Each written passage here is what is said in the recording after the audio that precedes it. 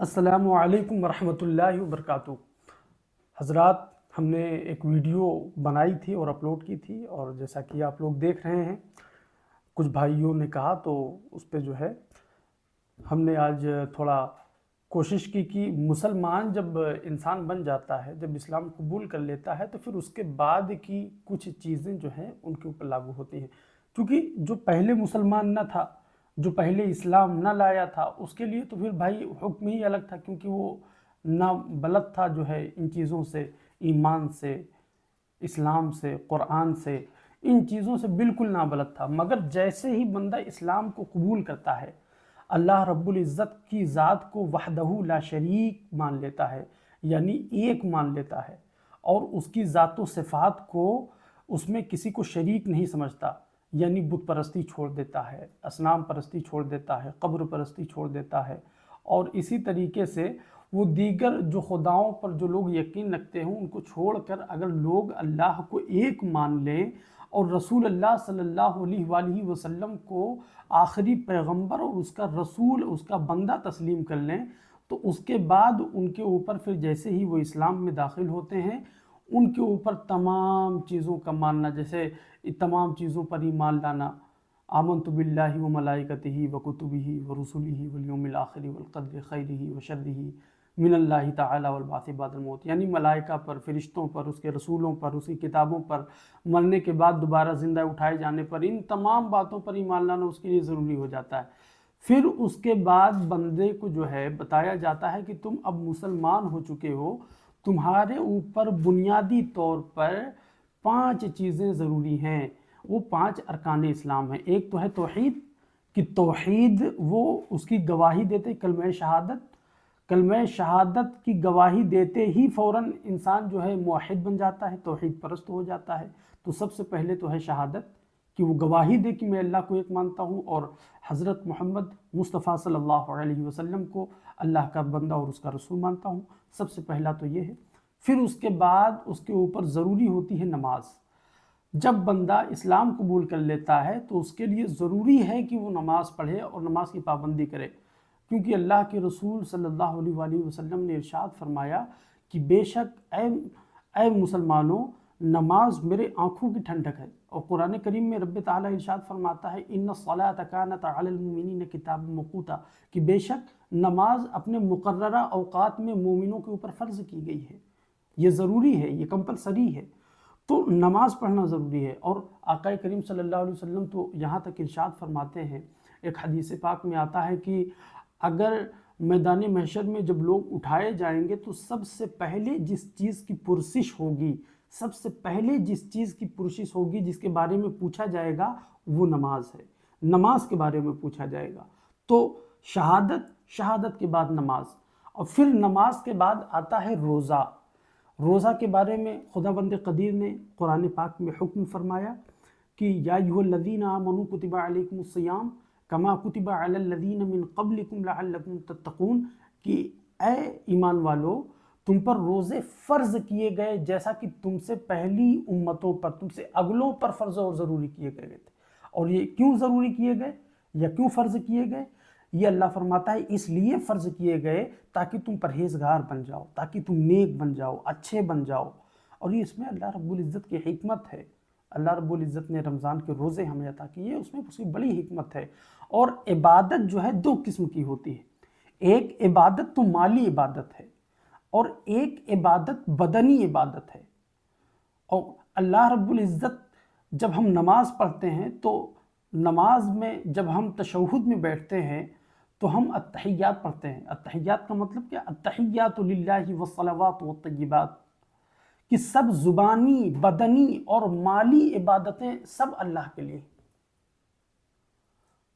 تو یہ سب زبانی یعنی جو ذکر کے ذریعے عبادت کی جائے، مالی جو اپنے مال کے ذریعے جیسے صدقات نکال کر، زکوٰۃ نکال کر، یا کسی کو غریب کو دے کر اللہ کی راہ میں خرچ کر کے، وہ مالی عبادت ہو گئی۔ تو بدنی عبادت میں روزہ آتا ہے جو بدن کے ذریعے کی جاتی ہے۔ تو روزہ ضروری ہے، اور روزہ میں اللہ رب العزت نے حکمتیں رکھی ہیں۔ روزہ رکھنے والا جو ہے اپنے نفس پر قابو رکھنے کا طریقہ حاصل کر سکتا ہے، روزہ رکھنے والا اپنے دل کا تزکیہ کرنا سیکھ سکتا ہے، اور جو روزہ رکھتا ہے اللہ اس کو بے حیائی سے، برائی سے، بدتمیزیوں سے دور لے کر جاتا ہے۔ اور آج کے سماج میں، آج کے جس کلچر میں ہم رہتے ہیں، اس میں گناہوں سے بچنا اتنا ہی ناممکن ہے جتنا کہ انسان اپنے ہاتھ کی ہتھیلی پر انگارہ لے کر چلے۔ تو یہ روزہ ہے، نماز اور روزہ کی جو پابندی کر لیتا ہے وہ ان تمام گناہوں سے بچنے لگتا ہے۔ اور آگے چلتے ہیں، پھر آتا ہے نماز، شہادت، نماز، روزہ، حج۔ حج کے تعلق سے قرآن کریم میں اللہ رب العزت فرماتا ہے کہ تم حج کرو، اگر تمہیں استطاعت ہو تو تم اللہ کے گھر کا رخ کرو اور حج کرو۔ اللہ کے گھر کا حج تمہارے اوپر فرض قرار دیا گیا ہے اگر تم صاحب حیثیت ہو۔ یہ کیوں؟ تاکہ تم پرہیزگار ہو جاؤ، تاکہ تم متقی ہو جاؤ۔ تو حج ہے، اور پھر زکوٰۃ، سب سے اہم اور ضروری چیز۔ اسلام نے اپنے دین کو، اللہ رب العزت نے اسلام کو، اس دین کو مکمل کرنے کے بعد جو ہے، تمام چیزوں کو مکمل کرنے کے بعد جب ارشاد فرمایا وَأَتْمَمْتُ عَلَيْكُمْ نِعْمَتِي وَرَضِيتُ لَكُمُ الْإِسْلَامَ دِينًا، کہ یہ محبوب آج ہم نے آپ پر اور آپ کی امت پر اپنی نعمتیں مکمل کر دی، اور اللہ اسلام کے دین ہونے سے راضی ہو گیا۔ تو اللہ رب العزت نے اس دین کو مکمل کیا، تو اس میں ایک اہم چیز رکھی، زکوٰۃ۔ یہ زکوٰۃ اس طرح آپ سمجھ لیجئے کہ اللہ اپنے مالدار بندوں سے، صاحب حیثیت بندوں سے لے کر اپنے غریب بندوں پر اسے خرچ کرتا ہے۔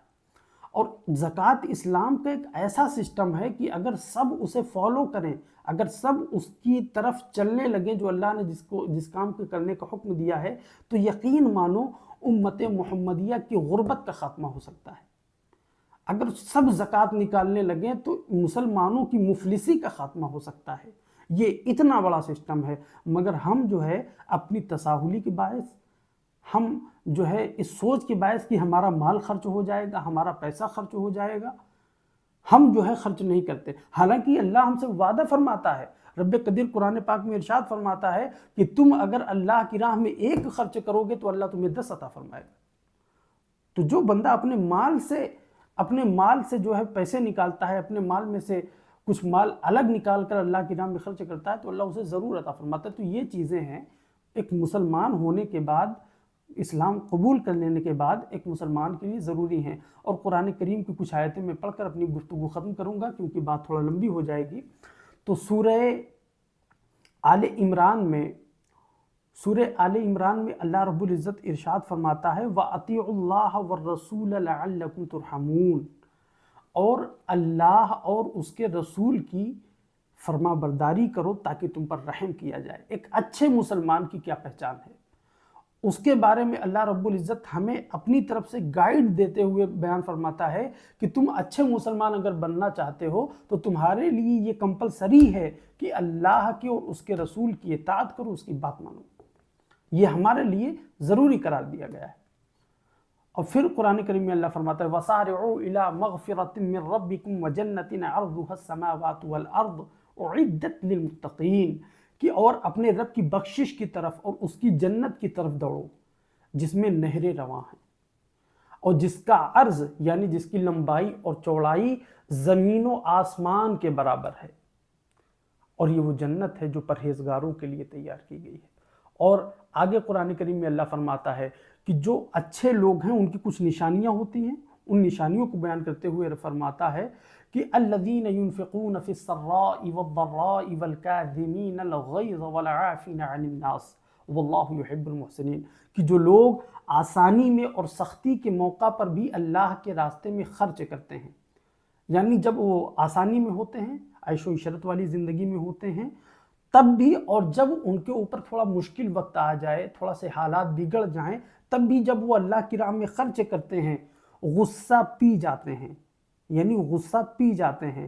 کوئی تکلیف ہو کسی بات پر، کوئی غصہ دلا دے تو اس غصے کو ٹھنڈا کر لیتے ہیں، خاموش ہو جاتے ہیں، نظر انداز کر دیتے ہیں، اور لوگوں کو درگزر کر دیتے ہیں۔ یعنی کوئی غلطی کر بیٹھے، کوئی اگر کچھ بول دے یا ان کے ساتھ کسی قسم کی زیادتی ہو جائے تو اس سے بدلہ نہیں لیتے، بلکہ صلہ رحمی دکھاتے ہوئے، اپنے قلب کو جو ہے مطمئن رکھتے ہوئے، اللہ کی رضا چاہتے ہوئے اسے معاف کر دیتے ہیں۔ تو اللہ فرماتا ہے کہ واللہ یحب المحسنین، کہ تو اللہ بے شک ان نیک لوگوں سے، ان نیک کاروں سے ہی محبت فرماتا ہے۔ تو یہ اچھے مسلمانوں کی کچھ پہچان ہے۔ اور حدیث پاک میں رسول اللہ صلی اللہ علیہ وسلم نے ارشاد فرمایا کہ بہترین مسلمان وہ ہے کہ جس کی زبان سے اور جس کے ہاتھ سے دوسرا مسلمان محفوظ رہے۔ تو ان باتوں کا خیال رکھیں۔ آج کے زمانے میں فرقوں کا وکٹم کارڈ نہ کھیلتے ہوئے اپنے آپ کو ایک صحیح سمت میں، ایک صحیح راستے میں اپنے آپ کو متعین کیجئے، اور اللہ رب العزت نے قرآن کریم میں جو نازل فرمایا ہے، حضور کی سیرت اور صورت اور اقوال و افعال سے حدیث کی کتابیں بھری پڑی ہیں۔ ہمیں قرآن و سنت کا سہارا لے کر ایک اچھا مسلمان بننا ہے، تاکہ ہم اس دنیا میں اسلام کو صحیح طریقے سے ریپرزنٹ کر سکیں۔ اجازت دیجئے، اپنے اس بھائی کو پھر ملتے ہیں انشاءاللہ۔ تب تک کے لیے آپ سے اجازت چاہتا ہوں۔ خدا حافظ۔